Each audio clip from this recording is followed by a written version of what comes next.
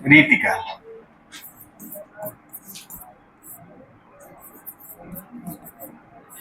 रीतिकाल का एक और नाम है प्रेम काल। क्या नाम है? प्रेम काल, ऐसे कहते हैं। या इसी को हम लोग कहते हैं श्रृंगार काल। क्या कहते हैं? श्रृंगार काल। ठीक है। रीतिकाल का जो समय सीमा है, समय देखिए 1700 संवत से 1900 संवत तक। मतलब ये हुआ कि 1643 ईस्वी से 1843 ईस्वी तक। तो 1700 संवत से लेकर 1900 संवत तक, 1643 से लेकर 1843। जो संवत होता है वो 57 साल आगे होता है। कितना साल आगे होता है? 57। और बंटवारा जो हुआ संवत में हुआ है, और संवत को ईस्वी के हिसाब से दे दिया गया है। ठीक ना। रीतिकाल में क्या हुआ है? नायक नायिका या प्रेमिका या रानी या फिर राजकुमारी के सुंदरता का वर्णन हुआ है। ये सुंदरता का नख सिख वर्णन हुआ है।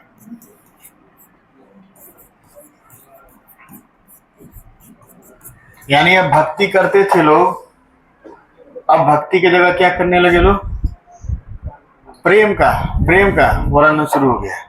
यानी जो प्रेम ईश्वर से था वो प्रेम किसके प्रति हो गया? नायिका के। अच्छा, हमको एक चीज बताएंगे कि आखिर रीतिकाल में ऐसा क्या हो गया कि रानियों के, चाहे राजकुमारियों के, चाहे प्रेमिकाओं के, या फिर नायक नायिकाओं के प्रेम का वर्णन करने लगे? ऐसा क्या था? तो रीतिकाल में ऐसा क्या हो गया? कवियों के साथ ऐसा क्या हो गया? तो भक्ति काल के जो कवि थे वो संत कवि थे। जैसे वो मोह माया छोड़ के कहाँ रहते थे?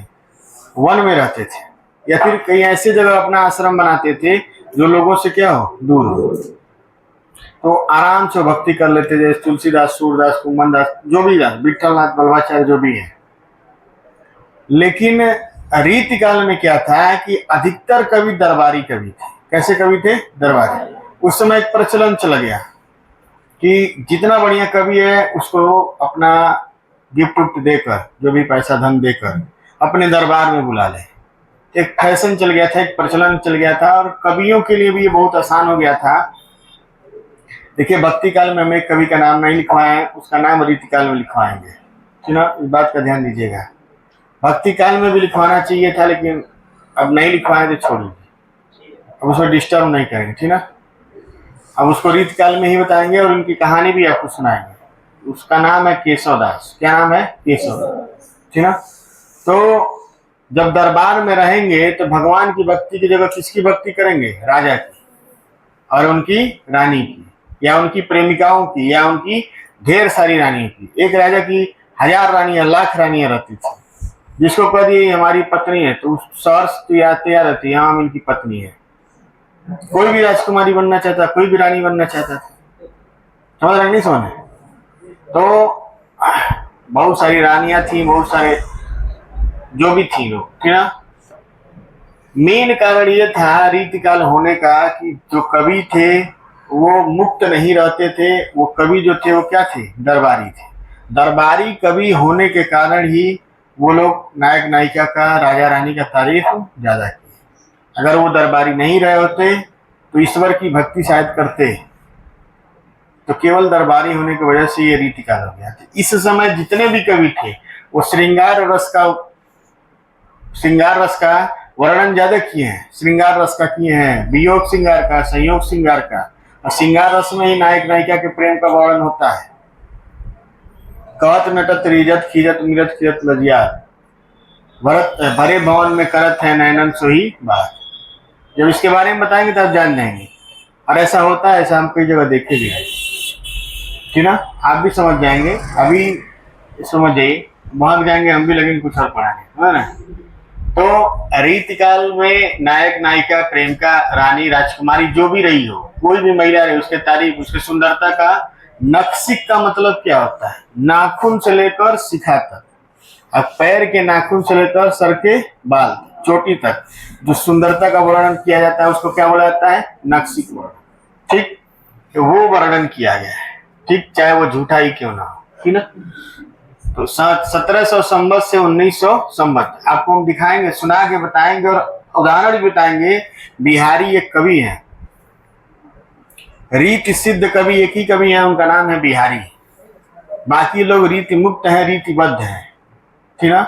रीति काल के कवि को 3 भाग में बांटा गया, रीति सिद्ध, रीति मुक्त और रीतिबद्ध।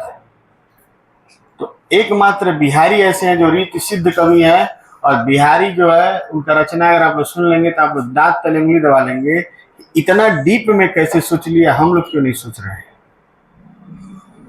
और हम आपको बताएंगे, उदाहरण जब बताएंगे तो आप कहेंगे कि रियल में बिहारी डीप में सोच के बात करते थे, ठीक ना। तो ध्यान देंगे।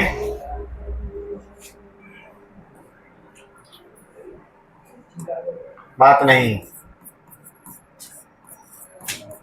जरूरी नहीं है, थोड़ा सा मैथ पढ़ने के बाद थोड़ा दिमाग को रिलैक्स किया करिए। रीतिकाल का वर्गीकरण, इसको इतना लिख लिए आप लोग? लिख लिए हो तो इसको ऊपर कर दें। रीतिकाल का वर्गीकरण, रीतिकाल का वर्गीकरण कितना है? 3 है। पहला है रीति सिद्ध, रीति सिद्ध कवि, और इसमें आते हैं कौन? बिहारी। बिहारी किसके दरबार में रहते थे? बिहारी दरबार में रहते थे राजा जय सिंह। किसके दरबार में रहते थे? राजा जय सिंह, जिन्होंने जयपुर शहर को बसाया है, ठीक ना। और राजा जय सिंह, एक बार क्या हुआ था कि एक उनकी रानी थी, रानी बहुत छोटी थी, 16 साल की थी, अभी नई नई उम्र हुआ था, लेकिन बड़ी सुंदर थी। तो इनको उन पर माली जब मोहित हो गए तो उनसे शादी कर ली, मोहित हो गए तो शादी कर ली। अब शादी नई नवीली दुल्हन पाए थे खूबसूरत, तो उसी के साथ घूमना टहलना, राज दरबार आना छोड़ दिए, ठीक ना। राज दरबार आना छोड़ दिए, सब काम धाम कुछ इसको कम नहीं करते थे, दिन भर उसी के साथ बोलना बतियाना, घूमना बैठना, किसी को इजाजत भी नहीं दिए थे कि तू उनको डिस्टर्ब करे। सब कुछ डिस्टर्ब होने लगा राज्य में, सब परेशान। लेकिन बिल्ली के गले में घंटी कौन बांधेगा। तब एक बार ये कविता सुनाते रहते, अक्सर उनको सुनाते रहते थे, तभी ये कविता इनको सुनाए थे। नहीं पराग नहीं मधुर मध, नहीं विकास यही काल, ठीक है। बाकी नहीं सुनाएंगे, इसका अर्थ जानेंगे आप लोग, बाद में समझेंगे। सब इधर ही सुना देंगे तो उधर क्या देंगे, ठीक है। अरे रुकिए एक मिनट, पहले लिख लेंगे,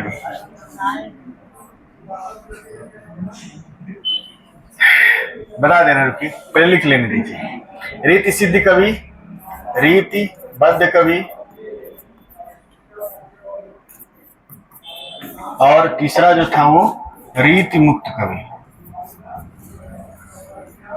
अक्सर ये पूछ लेता है कि इनमें से कौन रीतिबद्ध कवि है, कौन रीति मुक्त कवि है, कौन रीति सिद्ध कवि है। तो रीति सिद्ध कवि कौन है? बिहारी। रीति मुक्त कौन है? तो रीति मुक्त है घनानंद, बोधा, ठाकुर, ठीक है। रीतिबद्ध में आ जाएंगे चिंतामणि, ठीक है, और भी लोग आएंगे।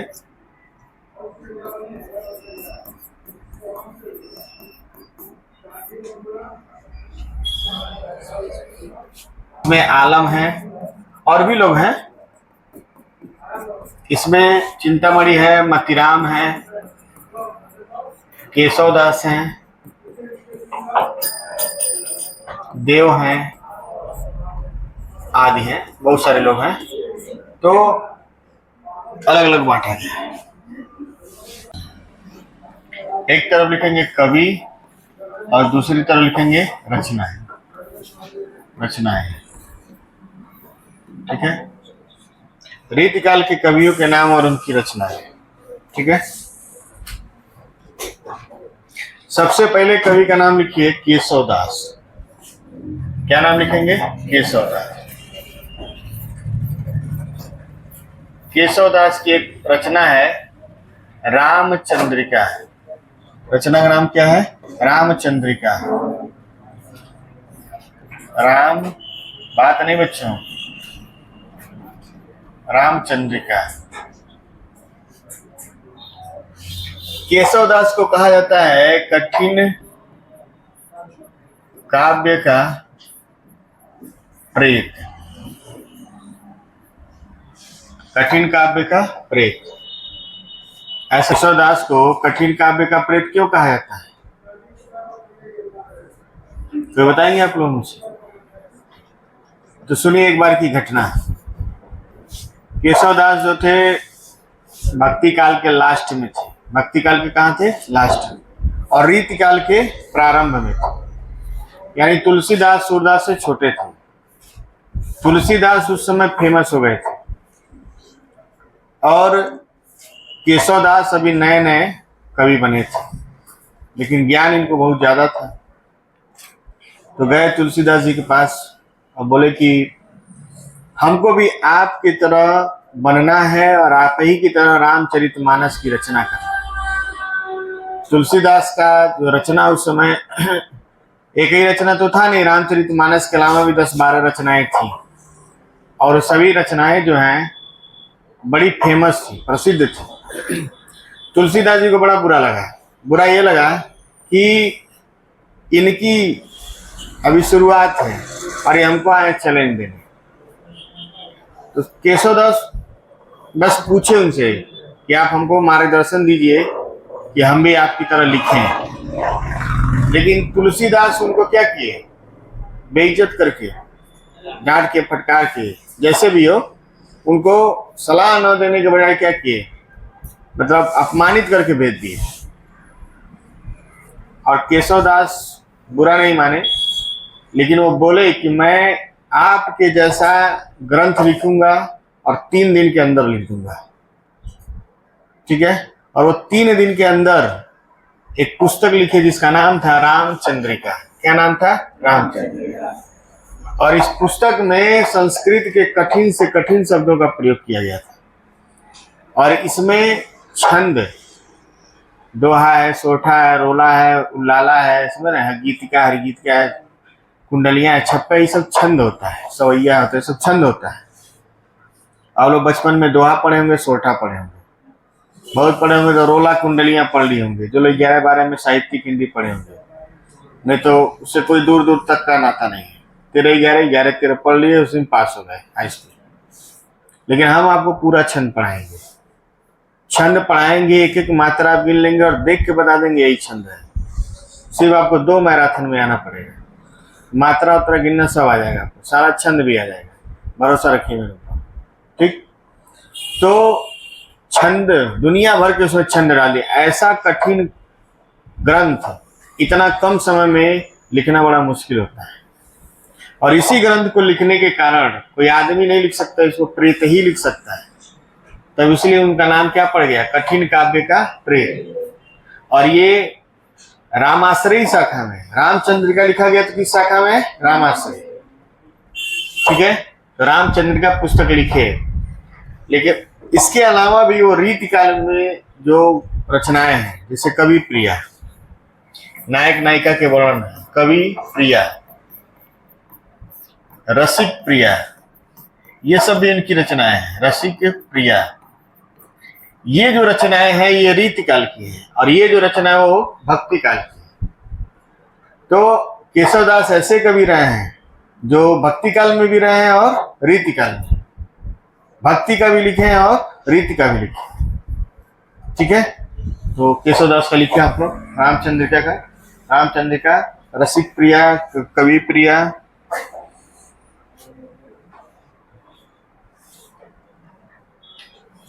और लिख लीजिए रतन बावनी। रतन बावनी, छंदमाला, छंदमाला, छंदमाला, विज्ञान गीता, विज्ञान गीता, ये उनकी रचना है। किसकी रचना है? केशवदास की। चलिए अगले कवि का नाम लिखे चिंतामणि। अगले कवि का नाम क्या है? चिंतामणि। बहुत अच्छे कवि थे ये, चिंतामणि। और चिंतामणि की रचना का नाम है रसविलास। रसविलास, श्रृंगार मंजरी, श्रृंगार मंजरी। और इनकी एक और रचना है काव्य विवेक और छंद विचार, छंद विचार। रसविलास, श्रृंगार मंजरी, काव्य विवेक, छंद विचार। अगले कवि का नाम बिहारी। बिहारी, बिहारी की रचना का नाम है बिहारी सतसई। बिहारी सतसई, ठीक है। 700 दोहों का समूह, 700 दोहे का समूह। वैसे 700 से अधिक दोहा है, 700 से अधिक दोहा है। कोई कहता है 712 है, कोई कहता है 709 है, कोई कहता है 702 है। जो भी हो, 700 प्लस है। और बिहारी के बारे में क्या कहा गया है? सतसैया के दोहरे, ज्यो नावक के तीर, देखन में छोटन लागे, घाव करे गंभीर। सुने होंगे आपको। तो सतसैया के दोहरे, ज्यो नावक के तीर। नावक, नावक का मतलब क्या होता है? 24 घंटा का समय दे रहे हैं आप लोग, नावक का अर्थ खोज के लाइए, ठीक है। कल हमको बताइएगा, मैं 24 घंटा तो घंटे ही घंटे मिल गए आपको। मंडे को बताइएगा नावक का क्या अर्थ होता है, ठीक है। देखन में छोटन लागे, घाव करे गंभीर, नावक का मतलब बताइएगा आपको, ठीक ना। अगले कवि का नाम लिखिए मतीराम। बात नहीं लिखिए, अगले कवि मतीराम। नहीं नहीं नहीं नहीं, चिंतामणि बहुत पुराने हैं वो, है ना, सन 1600 में कुछ थे, ठीक है। चिंतामणि सन 1600 के बाद थे और नागपुर के राजा के दरबार में रहते थे। किसके दरबार में रहते थे? नागपुर के राजा के। अगर आप कहेंगे तो हम लिखवा देंगे कौन सा कवि किस राजा के दरबार में रहता था। बोलिए, लिखवा दें, लास्ट में इसको लिखवा देंगे, ठीक ना। पेपर में पूछ लेता है, बड़े एग्जाम में, छोटे एग्जाम में नहीं पूछेगा, यूपी पुलिस में नहीं पूछेगा, ठीक ना। चलिए अगले कवि का नाम लिखिए मतीराम। अब हमको पता चल रहा है कि आप लोग हाई स्कूल में कितना हिंदी पढ़े हैं। हम लोग हाई स्कूल में सब हम लोग को मालूम था कवियों का नाम, भले उनकी रचनाएं नहीं मालूम थी। मतीराम के पढ़ाए नहीं तो कहीं वैसे स्कूल में पढ़ते जहाँ पढ़ाते नहीं है सब। रसराज, अलंकार, पंचशिखा, स्कूल में भी अब हम बस कोर्स पूरा किया जा रहा है। देखिए मतीराम की रचना, अलंकार, पंचशिखा, वृत्त कौमुदी, वृत्त कौमुदी। वृत्त कौमुदी नहीं जानना है?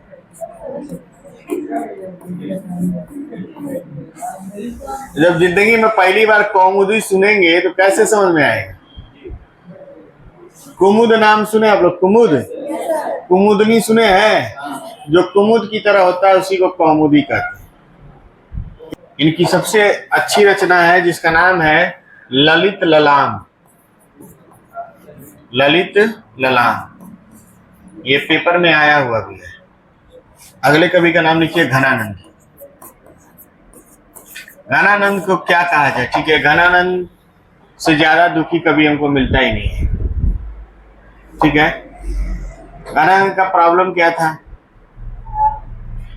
तो आपको बता दें।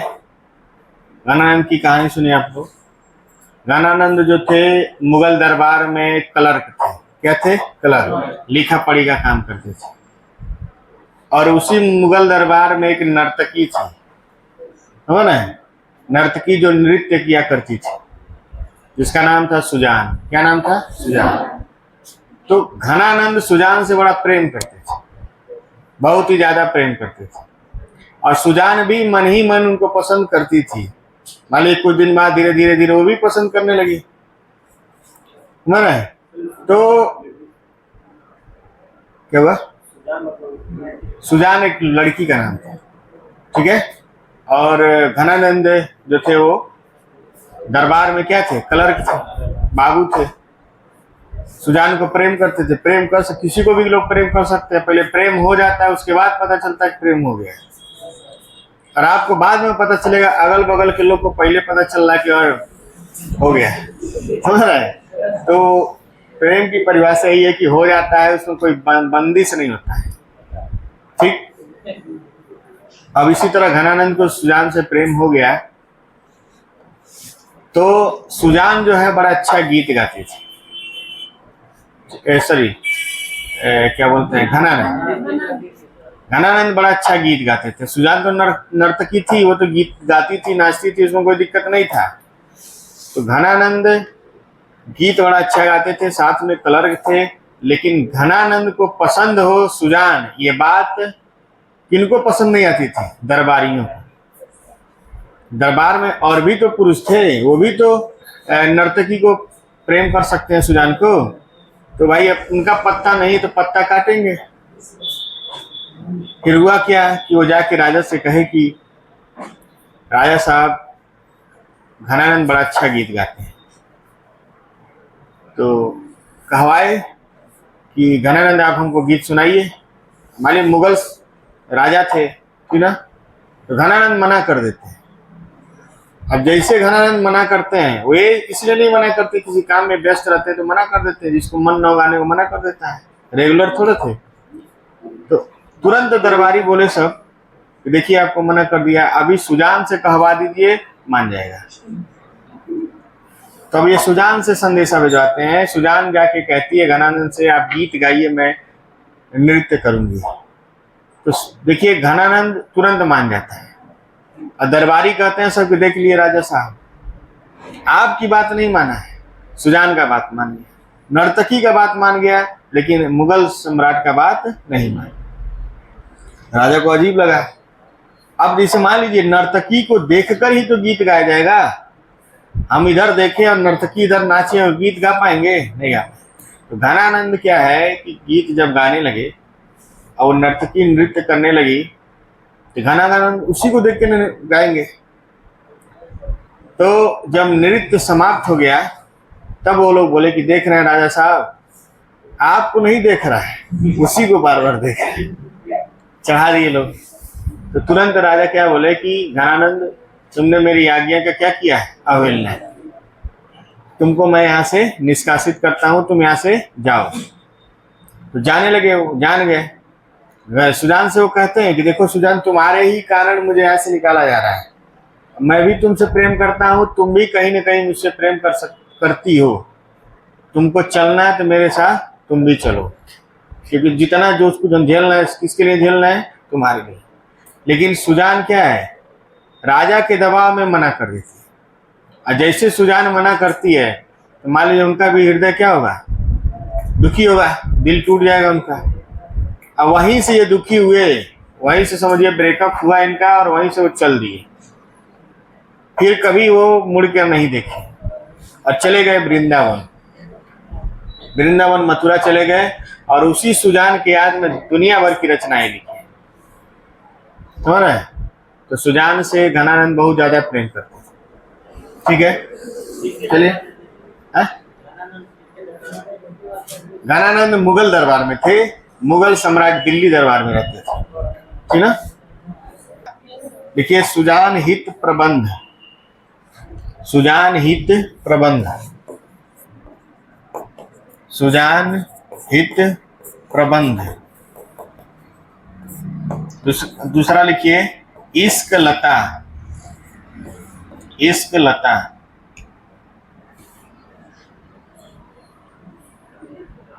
इश्क लता। प्रीति पावस, प्रीति पावस का मतलब समझते हैं?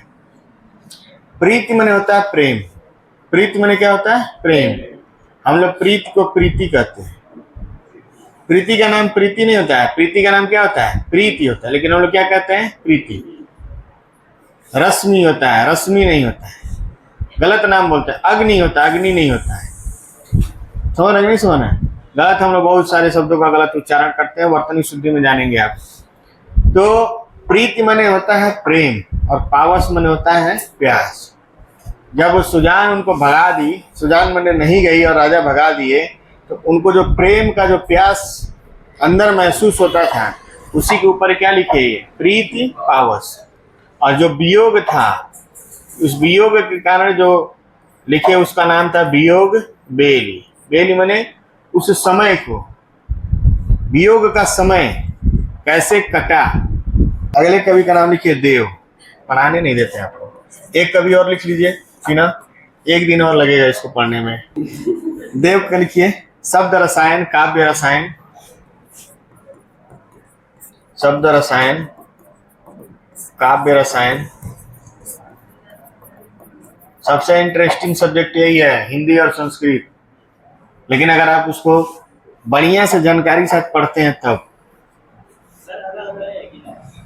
भाव विलास क्या हुआ?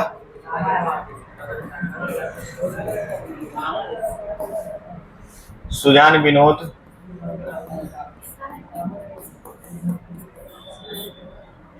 लिख लीजिए, बोलिए। शब्द रसायन एक ही में है, काव्य रसायन एक में।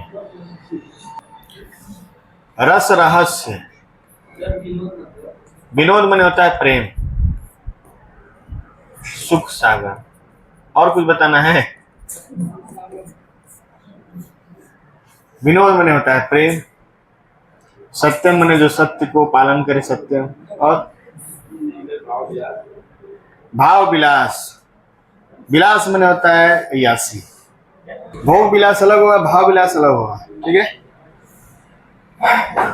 चलिए मेन कवि तो लिखवा दिए हैं, 2-4 और कवि बचे हैं, इसमें लिखवा के आधुनिक काल में बस आपको बस डिटेल बताएंगे, कुछ लिखवाना नहीं उसमें।